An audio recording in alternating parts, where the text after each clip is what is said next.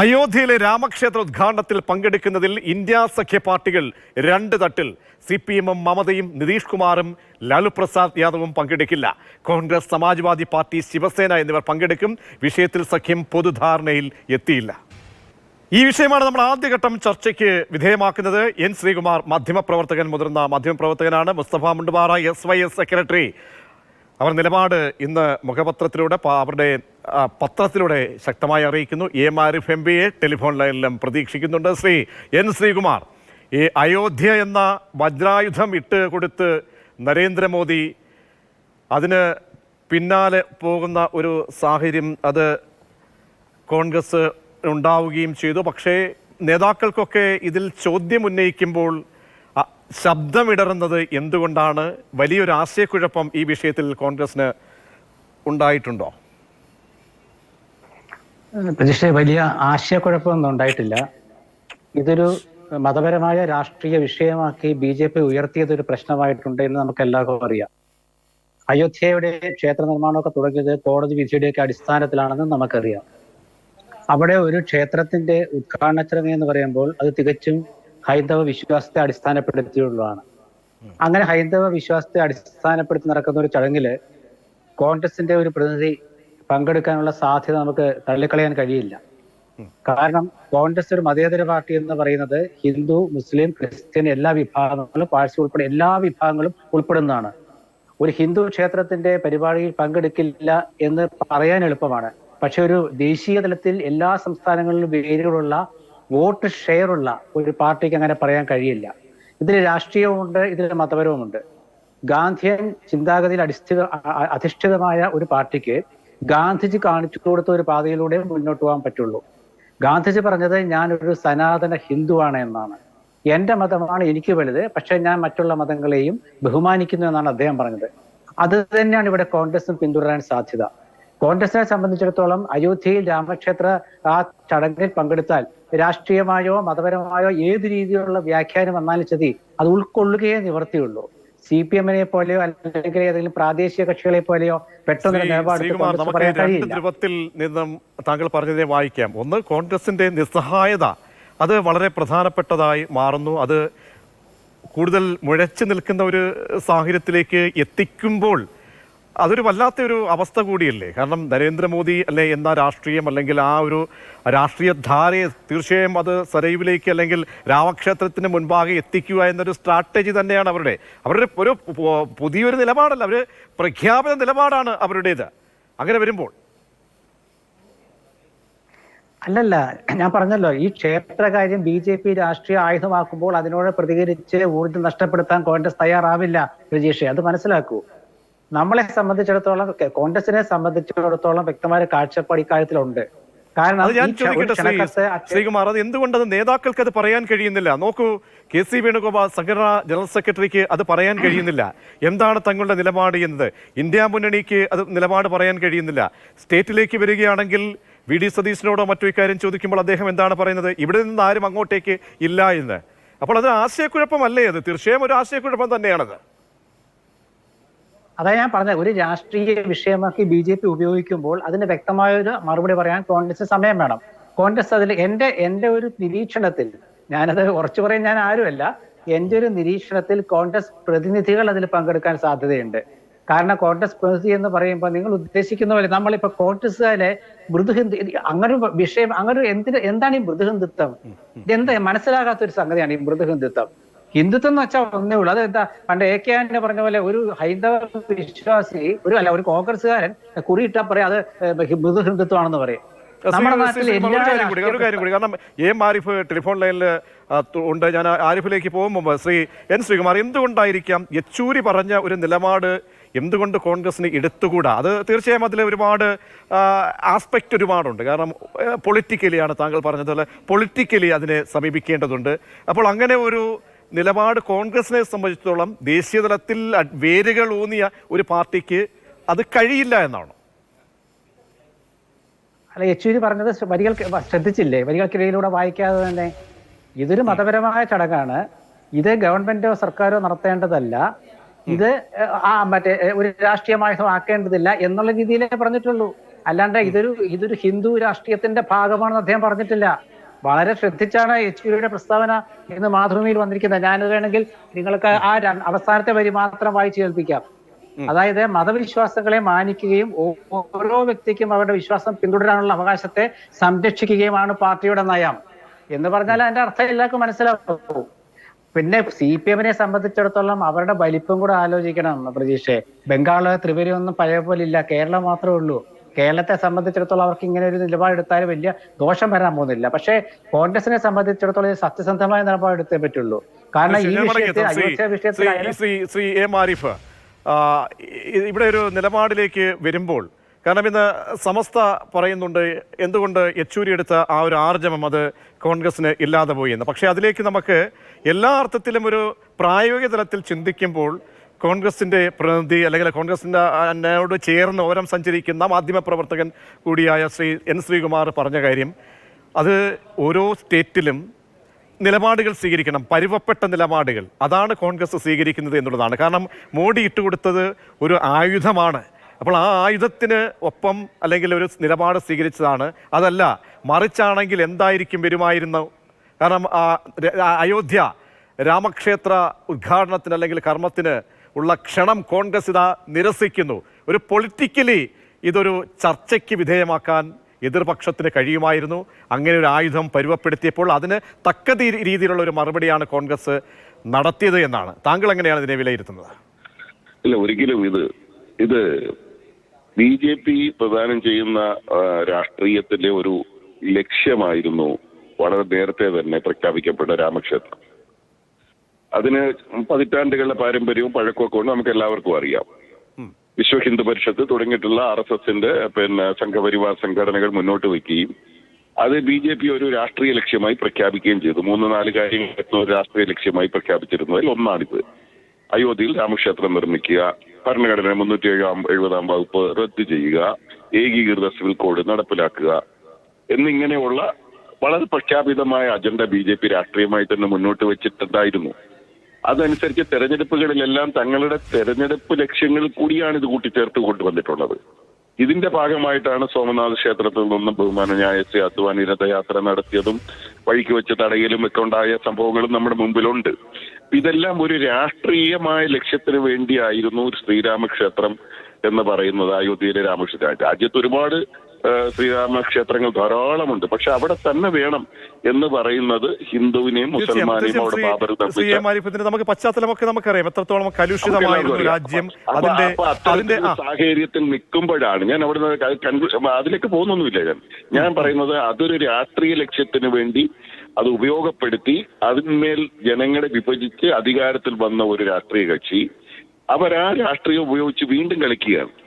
വീണ്ടും കളിക്കുക എന്ന് പറഞ്ഞു കഴിഞ്ഞാൽ അതിന്റെ അടിസ്ഥാനത്തിൽ വീണ്ടും ഇതിപ്പോൾ ബഹുമാനപ്പെട്ട സുപ്രീം കോടതി ഇത് ഭൂമിതർക്കം പരിഹരിക്കപ്പെട്ടപ്പോൾ പോലും പറഞ്ഞ പ്രശ്നങ്ങൾക്കൊന്നും ഇപ്പോഴും പരിഹാരമായിട്ടില്ല. ശ്രീരാമക്ഷേത്ര നിർമ്മാണത്തിന് അനുമതി കൊടുക്കുക, അതിനു മുമ്പ് ഉണ്ടായിരുന്ന കെട്ടിടം നിയമവിരുദ്ധമായിട്ടാണ് അത് തകർത്ത് കളഞ്ഞത്, പള്ളി തകർത്ത് കളഞ്ഞത് എന്നും സുപ്രീം കോടതി നിരീക്ഷിച്ചിട്ടുണ്ട്. അതുപോലെ തന്നെ സുപ്രീം കോടതി അവിടേക്ക് ശ്രീരാമ വിഗ്രഹങ്ങൾ സ്ഥാപിച്ചത് നിയമവിരുദ്ധമായിട്ടാണെന്ന് സുപ്രീം കോടതി സ്ഥാപിച്ചിട്ടുണ്ട്.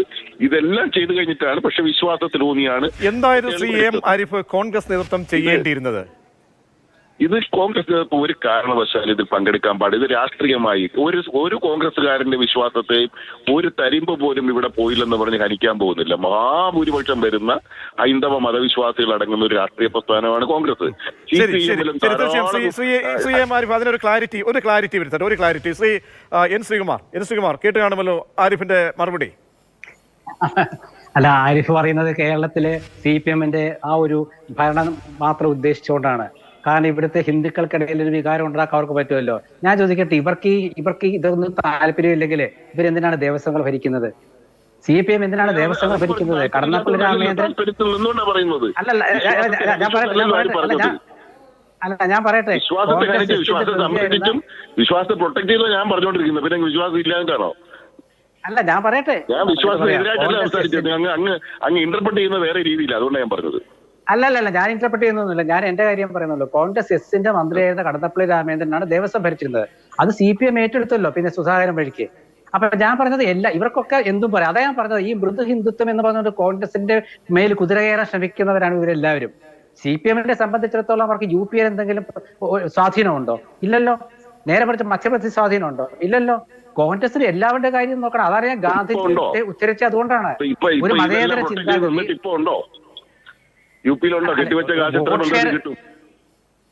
അല്ല ആരിഫെ, നിങ്ങളെ ഇറക്കിയെടുത്ത് സംസാരിക്കല്ലേ. നിങ്ങൾ വോട്ട് ഷെയർ നോക്കൂ.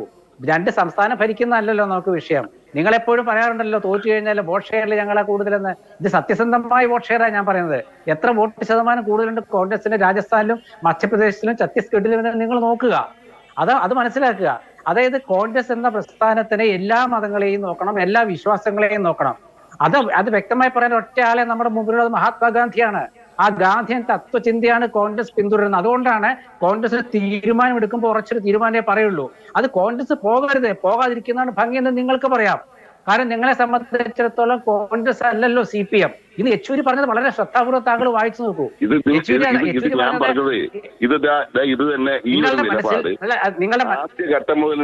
നിങ്ങളുടെ മനസ്സിൽ ഹിന്ദു എന്ന് പറയുമ്പോൾ ഞാൻ പറയട്ടെ, നിങ്ങളുടെ മനസ്സിൽ ഹിന്ദു എന്ന് പറയുമ്പോൾ വെറുതെ ഒരു സന്യാസി വേഷമോ അല്ലെ ഒരു RSS വേഷമോ മാത്രമായിട്ട് കാണരുത്. ഞാനൊരു സനാതന ഹിന്ദുവാണെന്ന് മഹാത്മാഗാന്ധി പറഞ്ഞിട്ടുണ്ടെങ്കിൽ ആ ഹിന്ദു ചിന്താഗതി എന്ന് വെച്ചാൽ അതൊരു വലിയൊരു തത്വശാസ്ത്രമാണ്. ആ ശാസ്ത്രത്തിൽ ഊന്നിയാണ് കോൺഗ്രസിലെ എല്ലാവരെയും സ്നേഹിക്കുന്നത്. അതുകൊണ്ടാണ് വിശ്വാസികളായ കോൺഗ്രസ് പങ്കെടുക്കും. ഇല്ലെന്ന് പറയാൻ പറ്റുമോ? ഏത് ക്ഷേത്രത്തിലാണ് പോകാത്ത? ശബരിമല ഭരിക്കുന്നതും എല്ലാം ഗവൺമെന്റ് സംവിധാനത്തിലാണ്. അവിടെ എല്ലാവരും പോകുന്നില്ലേ? നേരെ മറിച്ച് അത് CPM-നെതിരെ പറയാത്ത എന്നുണ്ടെന്ന് വെച്ചാൽ CPM-ന്റെ ആ ഒരു മതേതര ചിന്ത അവിടെ നിൽക്കുന്നുണ്ട്. ഇത് BJP ആണ് കേരളം ഭരിക്കുന്നതെങ്കിൽ BJP ശബരിമലയിൽ ഉണ്ടാക്കാവുന്ന കാര്യങ്ങൾ നമുക്കറിയാൻ പറ്റുമല്ലോ. നമുക്ക് ഇത്രയേ ഉള്ളൂ. നമുക്ക് കാട് കയറുന്നതിനപ്പുറത്തേക്ക്, കാരണം സങ്കുചിതമായ കാഴ്ചപ്പാടുകൾ മാറ്റിവെക്കുക കോൺഗ്രസ് പറയുന്നത്, അതിനപ്പുറത്തേക്ക് പൊളിറ്റിക്കൽ ടാക്ടിക്സ് അത് ഓരോ സ്റ്റേറ്റിലുമുണ്ട്. ഉത്തരേന്ത്യയിലും തെക്കും വടക്കും ഒക്കെ നമ്മൾ നോക്കുമ്പോൾ അതിനെ പരുവപ്പെട്ട രീതിയിൽ സ്വീകരിക്കുക, ആ നിലപാടാണ് കോൺഗ്രസ് സ്വീകരിച്ചത്. അതെല്ലാം മറിച്ചായിരുന്നെങ്കിൽ അതിൻ്റെ രാഷ്ട്രീയ ലാഭം എത്രയും മടങ്ങ് ഉദ്ദേശ ലക്ഷ്യത്തോടുകൂടി ആയുധമിട്ടവർക്ക് ഉണ്ടാകുമെന്നാണ്. അതിലൊരു വസ്തുത കൂടി ഒരർത്ഥത്തിലില്ലേ ശ്രീ ആരിഫ്? ഇതെന്താ പ്രശ്നം വരുന്നത്? ഞാൻ ഒന്ന് പറഞ്ഞു ഒറ്റ വാക്ക്. ഹലോ, പറഞ്ഞോളൂ. കേൾക്കാവോ? കേൾക്കാം. ഞാൻ പറഞ്ഞത് അത്രയും ഉണ്ട്. ഞങ്ങൾ തന്നെയാണ് ശിലാന്യാസ് നടത്താൻ വേണ്ടിയിട്ടുള്ള അനുവാദം കൊടുത്തത്. ഞങ്ങൾക്ക് വിശ്വാസത്തിന്റെ അടിസ്ഥാനത്തിലാണ്, മഹാഭൂരിപക്ഷത്തിന്റെ ഹിന്ദു വിശ്വാസത്തെ ബഹുമാനിക്കാനാണ് എന്ന് തുറന്നു പറയണം. ഞങ്ങള് ഇവിടെ പള്ളി പൊളിച്ചുകൊണ്ടിരിക്കുന്ന സമയത്ത് ഞങ്ങൾ ഈ സെൻട്രൽ ഇന്റലിജൻസിന്റെ എല്ലാ അറിവും ഞങ്ങൾക്ക് ഉണ്ടായിരുന്നു. എന്നിട്ട് ഞങ്ങൾ അത് വിശ്വാസം മാനിക്കാനാണ് തടയാതിരുന്നത്. അതുകൊണ്ട് ഞങ്ങൾ ഇതിന്റെ നിർമ്മാണ പൂർത്തീകരണത്തിന് ഞങ്ങൾ ആഗ്രഹിച്ചിരുന്നു. അതുകൊണ്ട് ഞങ്ങൾ പങ്കെടുക്കുന്നു എന്ന് തുറന്നു പറയണം. അതെന്താ കുഴപ്പം? അവിടെയാണ് വിശ്വാസത്തെ മുറുകെ പിടിക്കുമ്പോൾ പറയേണ്ടത്. ഇത് അതുമില്ല ഇതുമില്ല, ഇങ്ങനെ കിടന്ന് ഇങ്ങനെ കുഴഞ്ഞു മറിഞ്ഞുകൊണ്ടിരിക്കുകയാണ്. അവിടെയാണ് ഈ മൃദു ഹിന്ദുത്വം എന്നൊക്കെ പറയാനുള്ള അവസരം ഒരുക്കി കൊടുക്കുന്നത് ഈ വാചകത്തിന്റെ ഘടനാപരമായ വൃത്തങ്ങളാണ്, നിലപാടുകളുടെ വഴികളിലേക്ക് വരാം. ശ്രീ മുസ്തഫ മുണ്ടപാറ SYSന്റെ സെക്രട്ടറിയാണ്. നിങ്ങൾക്ക് എന്തുകൊണ്ടാണ് ഇന്നൊരു മുഖപ്രസംഗത്തിലൂടെ നിങ്ങളെ കൺസേൺ ഇത്രമേൽ അറിയിക്കേണ്ടി വരുന്നത്? കോൺഗ്രസ് എന്തായിരുന്നു ഈ വിഷയത്തിൽ ഒരു നിലപാട് സ്വീകരിക്കേണ്ടത്? എന്ത് ആശയക്കുഴപ്പം കോൺഗ്രസിന് മുന്നിലുണ്ട് എന്നാണ് മനസ്സിലാക്കുന്നത്? മതേതര പാർട്ടിയായ ഒരു കോൺഗ്രസിൽ നിന്നും അല്ലെങ്കിൽ ഒരു ദേശീയ രാഷ്ട്രീയത്തിലെ പ്രധാനപ്പെട്ട ഒരു പാർട്ടിയിൽ നിന്നും എന്ത് നിലപാടായിരുന്നു നിങ്ങൾ പ്രതീക്ഷിച്ചിരുന്നത്? അങ്ങനെയെങ്കിൽ ബാബരി മസ്ജിദ് വിഷയം ഒരു അനീതിയുടെ വിഷയമാണ്. തുടക്കം മുതലേ 450 കൊല്ലക്കാലം ഒരു പള്ളിയായി ആരാധന നടന്ന ഒരു സ്ഥാപനം ഒരു സുപ്രഭാതത്തിൽ അതിനകത്ത് വിഗ്രഹം വരികയും അതിന് നിയമസാധുത നൽകുകയും പിന്നീട് അത് പൊളിച്ചു മാറ്റുകയും പിന്നെ എല്ലാ നീതി വ്യവസ്ഥകളെയും ലംഘിച്ചുകൊണ്ട് അവിടെ ക്ഷേത്രം പണിയുകയും ചെയ്ത് അതിന്റെ ഉദ്ഘാടനമാണ് നടക്കാൻ പോകുന്നത്. അനീതിയുടെ ഒരു പരമ്പര തന്നെയാണ് ബാബരി മസ്ജിദ് വിഷയത്തിൽ നടന്നിട്ടുള്ളത് എന്നത് എല്ലാവർക്കും ബോധ്യപ്പെട്ട ഒരു യാഥാർത്ഥ്യമാണ്. അവിടെ കൃത്യമായ നിലപാടെടുക്കേണ്ട ഉത്തരവാദിത്തപ്പെട്ട രാഷ്ട്രീയ പാർട്ടികൾ എടുക്കുന്ന സമീപനങ്ങൾ, പ്രത്യേകിച്ച് ഇന്ത്യ രാജ്യത്ത് മതേതരത്വം നിലനിൽക്കണമെന്ന് ആഗ്രഹിക്കുന്ന ദേശീയ ബോധമുള്ള ആളുകളെ സംബന്ധിച്ചിടത്തോളം നീതിപൂർവമായ ഒരു സമീപനം സ്വീകരിക്കുക എന്നത് ആ ഒരു പ്രതീക്ഷ എല്ലാ രാഷ്ട്രീയ പാർട്ടികളിൽ നിന്നും നമ്മുടെ രാജ്യത്തെ ജനങ്ങൾ ആഗ്രഹിക്കുന്നുണ്ട്. അത് കോൺഗ്രസ് മാത്രമല്ല, BJPയെ സംബന്ധിച്ചിടത്തോളം കൃത്യമായ അജണ്ടയുണ്ട്, നമുക്കറിയാം. അത് ന്യൂനപക്ഷ വിരുദ്ധവും മുസ്ലിം വിരുദ്ധവുമായ ഒരു അജണ്ടയുടെ പുറത്താണ് BJP ഇവിടെ കാര്യങ്ങളൊക്കെ സമീപകാലത്ത് ചെയ്തുകൊണ്ടിരിക്കുന്നത്. അത് സ്വാഭാവികമായി നമുക്ക് മനസ്സിലാക്കാൻ കഴിയും. എന്നാൽ മതേതരത്വവും ജനാധിപത്യവും ഒക്കെ ഒരു അരക്കില്ലത്തിൽ അകപ്പെട്ട അവസ്ഥയാണ് കോൺഗ്രസിന്റേത്. നമ്മൾ മറുവശത്ത് നോക്കൂ, അവിടെ കൃത്യമായ പ്ലാറ്റ്ഫോമിലൂടെ അതാത് സമയങ്ങളിൽ എന്താണ് പ്രയോഗിക്കേണ്ടത് ഓരോ സ്റ്റേറ്റിലുമെന്ന് നന്നായി മെയ്വഴക്കം വന്ന ഒരു പാർട്ടിയാണ് മുന്നിൽ നിൽക്കുന്നത്. അപ്പോൾ ഇതൊരു ആയുധമായി തന്നെയാണ് അവതരിപ്പിച്ചിരിക്കുന്നത്.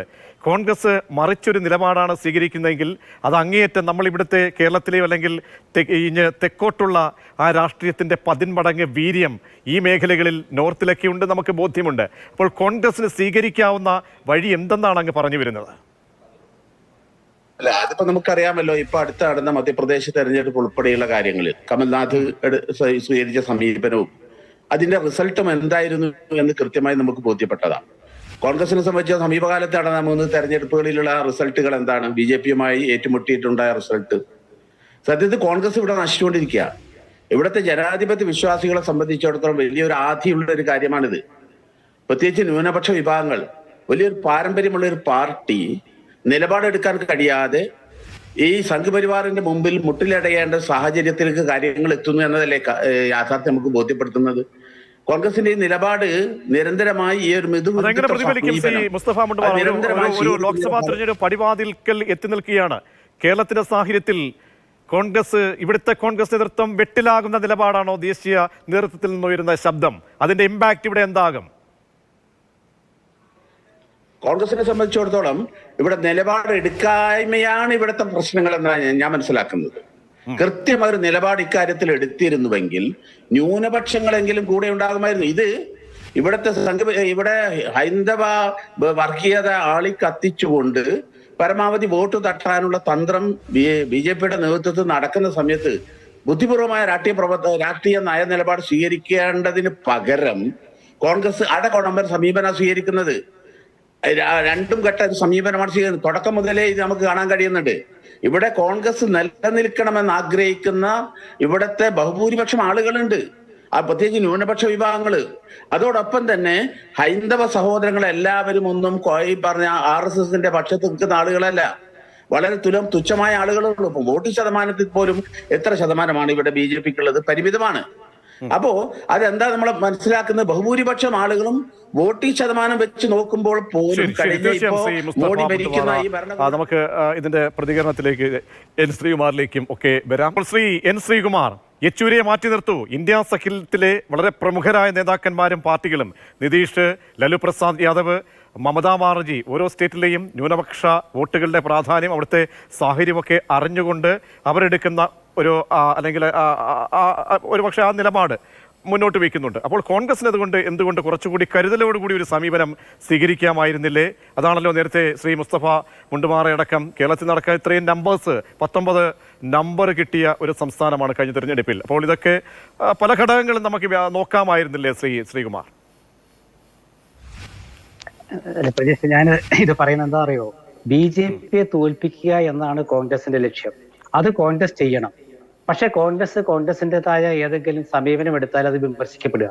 ഇത് കേരളത്തിൽ മാത്രമേ ഉള്ളൂ ഈ ഒരു സമീപനം, കേരളത്തിന് പുറത്തില്ല. ഇപ്പൊ ഇവിടെ CPM ശക്തമായതുകൊണ്ട് CPM-നോട് താല്പര്യമുള്ള അല്ലെ CPM-ന് താല്പര്യമുള്ള ചിലര് കോൺഗ്രസിന് വെക്കിട്ട് കയറാൻ ശ്രമിക്കുകയാണ്. കാരണം കോൺഗ്രസ് എന്തുകൊണ്ട് അവിടെ ചെയ്യുന്നില്ല, കോൺഗ്രസ് എന്തുകൊണ്ട് ചെയ്യുന്നില്ല? കോൺഗ്രസിനെ സംബന്ധിച്ചിടത്തോളം കേരളം പോലെ കർണാടകവും വേണം, ആന്ധ്രയും വേണം, ഹൈദരാബാദ് തെലങ്കാനയും വേണം, എല്ലാം വേണം. അപ്പൊ കോൺഗ്രസ് ഒരു തീരുമാനം എടുത്തിട്ടില്ലല്ലോ. ആ തീരുമാനം എടുക്കുന്നതിന് മുമ്പ് തന്നെ കോൺഗ്രസിനെ അതാണ് പ്രശ്നം. തീരുമാനം എടുക്കാൻ അതായത് ദിഗ്വിജയ് സിംഗിന് പറയാൻ കഴിയുന്നില്ല. ദിഗ്വിജയ് സിംഗ് കൈമലർത്തി പോകുന്നു. ഇവിടെ നോർത്തിൽ അവിടെ തെക്കോട്ട് വരുമ്പോൾ ഇവിടെയും കോൺഗ്രസ് നേതാക്കന്മാർ കൈമറന്നു. സംഘടനാ ജനറൽ സെക്രട്ടറിക്ക് ആർജവത്തോട് പറയാൻ കഴിയുന്നില്ല. അല്ല, അങ്ങനെ ഞാൻ പറയുന്നത് അങ്ങനെ ഞാൻ പറഞ്ഞു പറ്റും. അതായത് നമ്മൾ അങ്ങനെ പറയാൻ പറ്റുന്ന വിഷയമല്ലിത്. കാരണം ഇതൊരു രാഷ്ട്രീയ വിഷയമാണെന്ന് ഞാൻ ആദ്യം, മതത്തെ കലർത്തിക്കൊണ്ടുള്ള ഒരു രാഷ്ട്രീയ വിഷയമാണ്. അതുകൊണ്ടാണല്ലോ വേണോ വേണ്ടതൊക്കെ തീരുമാനിക്കുന്നത്. ഒരു സാധാരണ ക്ഷേത്രം പണിയുന്നതാണെങ്കിൽ എത്രയോ പേര് പോകുന്നു. ഇപ്പൊ അയോധ്യ ക്ഷേത്ര നിർമ്മാണ സമയത്ത് കോൺഗ്രസിന്റെ ചില സംസ്ഥാനങ്ങളിലുള്ള നേതാക്കള് അവർക്ക് കൂപ്പൺ കൊടുത്തിട്ട് അവർക്ക് സംഭാവന കൊടുത്തിരുന്നു. അന്നത് വലിയ ചർച്ചാ വിഷയമായി. ഞാൻ പറഞ്ഞു ഇത് ഒരു പാർട്ടിയെ സംബന്ധിച്ചിടത്തോളം ആ പാർട്ടിയിലെ വ്യത്യസ്തമായ ചിന്താഗതിക്കാര്, പ്രത്യേകിച്ച് കോൺഗ്രസിനെ പോലെയുള്ള പാർട്ടിയിലെ ന്യൂനപക്ഷവും ഭൂരിപക്ഷവും ഒക്കെ ഒരുപോലെയുണ്ട്. നരേന്ദ്രമോദി ഒരു വിരുന്നിന് വിളിക്കുമ്പോൾ ന്യൂനപക്ഷ സമുദായ നേതാക്കളൊക്കെ പോകുന്നുണ്ട്. എന്നിട്ട് അവര് അദ്ദേഹത്തെ പുകഴ്ത്തിയും പറയാറുണ്ട്, അല്ലാതെയും പറയാറുണ്ട്. അപ്പോൾ ഒന്നും ഇതൊരു വിഷയമല്ല. അത് നിങ്ങൾ ആലോചിക്കൂ. ഇതൊക്കെയാണ് നമ്മുടെ നാട്ടിൽ തന്നെ കോൺഗ്രസിനെ വഴിപറയുക, കോൺഗ്രസിന്റെ മൃദുഹിന്ദുത്വം എന്ന് പറയാം. എന്താ അങ്ങനെ ഒരു വിഷയമില്ല. ഈ മൃദുഹിന്ദുത്വം എന്ന് പറയുന്നത് തന്നെ അതൊരു CPM ഒരു കമ്മ്യൂണിസ്റ്റ് അജണ്ടയാണ്. ശ്രീകുമാർ പ്രതികരിച്ചത് എന്തായാലും സമയക്കുറവുകൊണ്ടാണ് ഇടപെടേണ്ടി വരുന്നത്. ആദ്യഘട്ടം നമുക്ക് അവസാനിപ്പിക്കേണ്ടി വരുന്നത്. ശ്രീ മുസ്തഫ മുണ്ടുപാറയും പ്രതികരിച്ചത് നന്ദി. എന്തായാലും കോൺഗ്രസ് എടുക്കുന്ന നിലപാട് അത് ഇന്നത്തെ സാഹചര്യത്തിൽ അവരെ വെട്ടിലാക്കുന്നുണ്ടോ? രാമക്ഷേത്രം എന്ന ക്ഷണക്കത്ത് അത് ഒരു കോൺഗ്രസിന് കൊടുക്കുന്ന ഒരു മുൾക്കിരീടമായി അല്ലെങ്കിൽ ക്ഷണം മാറുന്നുണ്ടോ എന്നാണ് നമ്മൾ ചർച്ച ചെയ്തത്.